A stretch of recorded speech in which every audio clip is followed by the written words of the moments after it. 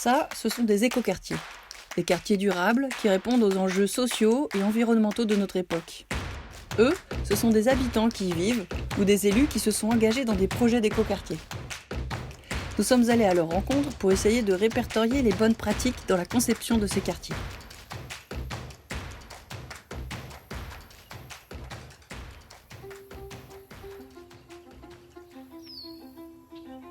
Alors ensuite, on va parler de quoi? Économie d'énergie? Pas tout à fait. Alors, c'est pas le plus sexy, mais on va commencer par le financement, c'est incontournable. Ok. Et le mieux placé pour nous en parler, ce sont les élus et les aménageurs, bien sûr. Ah, mais c'est l'occasion de mettre l'interview de Peggy Habert. Ouais, bonne idée, Val de Reuil. En plus, pour une fois, on a eu du soleil. Le coût d'une opération d'écoquartier est encore un petit peu plus cher qu'une opération immobilière classique. Au-delà de ça, je dirais que ce qui est important, et c'est tout à fait la démarche écoquartier, c'est de regarder globalement dans le temps quel est le coût du projet. Parce que souvent on ne pense qu'à l'investissement, mais on ne pense pas à l'exploitation. Sur un projet comme les Noé, on suit les coûts, y compris d'exploitation, pendant 8 ans après la livraison. De façon à ce que les coûts d'exploitation, le coût de chauffage, les charges pour nos locataires soient bien moins importantes que sur un projet classique.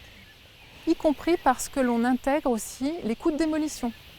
Les matériaux qui ont servi à la construction sont aussi réfléchis pour être vertueux et peu onéreux lors de la déconstruction.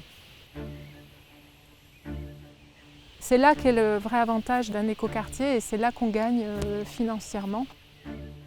Oh, il est beau ce plan, c'était où? À Grosse-Œuvre, où un projet d'écoquartier en milieu rural vient d'être inauguré. Je me disais que c'était le bon moment pour placer une séquence sur le foncier. Tu savais, toi, que c'est ce qui coûte le plus cher, en fait, sur un projet d'aménagement? Ah ouais? Sur la commune, il y a aujourd'hui 550 logements, en gros. Et il y a une trentaine de logements locatifs, mais ce sont du pavillon individuel très grand, F4, F5, voire même des maisons anciennes beaucoup plus grandes encore. Et on n'avait pas les moyens de loger nos jeunes, parce que les logements étaient beaucoup trop chers. Donc notre idée, c'est de donner le terrain à Siloche contre effectivement un cahier des charges avec des exigences effectivement de logements locatifs aidés avec des loyers modérés. C'est évidemment des bâtiments, des logements qui sont performants énergétiquement, qui permettent d'abaisser la facture énergétique des locataires pour que ensuite le pouvoir d'achat puisse un peu plus grandir, notamment via cette performance énergétique.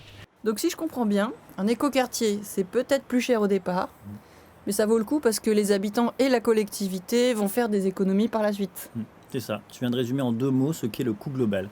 Une vision du financement à long terme. Et là, il faut vraiment que tu écoutes Jean-Marc Goyer. Il était intarissable. On ne pouvait plus l'arrêter. C'est lui?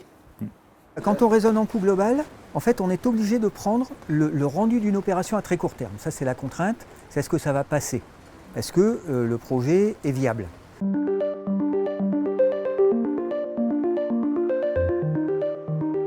Mais ensuite, on se projette à 10-15 ans et par exemple, je vais être obligé de mettre du stationnement. Mais ce stationnement, je vais m'arranger pour le mettre à un endroit où il va pouvoir évoluer. Donc cet espace de stationnement, on le fait léger, de façon à ce qu'on puisse, dans 5 ans, dans 10 ans, en faire un parc pour enfants. D'en faire un usage de petits commerces et donc le situer à un point stratégique qui va être évolutif. La modularité est le fondement du coût global. Il faut savoir adapter les contraintes de très court terme avec la vision de long terme, donc un amortissement comptable à 15 ans, un amortissement raisonnable immobilier à 50 ans, et puis une projection dans les amortissements lourds. Donc on a plusieurs échelles de temps, on a plusieurs échelles de territoire, et quand nos partenaires commencent à avoir ces réflexes, nous on dit on a gagné, on n'a plus besoin d'être là. L'ADEME a fait son travail. Lorsqu'un projet d'urbanisme se pense sur une douzaine d'années, se vit à 50 ans et laisse des traces sur plusieurs siècles.